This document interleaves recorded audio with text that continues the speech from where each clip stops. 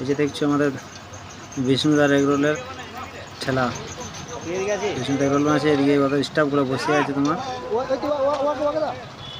যেটা বানাচ্ছে সেটা হচ্ছে বিষ্ণুদার ছোট ভাই। আর এই যে এখানে বিষ্ণুদা এগরোলগুলা রেডি করে দিচ্ছে। সে আমি আর পরি চলে এসেছি এগরোল খাতে। আজ কাঁচা লঙ্কা দিয়ে এগরোলটা খাইয়ে নেব। বিষ্ণুদার এগরোল যে একবার খাবে বাস।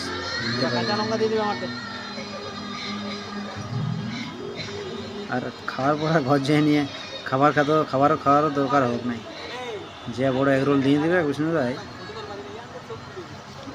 তো বিষ্ণুদার এগরোল খাওয়ার জন্য তোমরা গোলকুন্ডা মোড় আসতে হবে।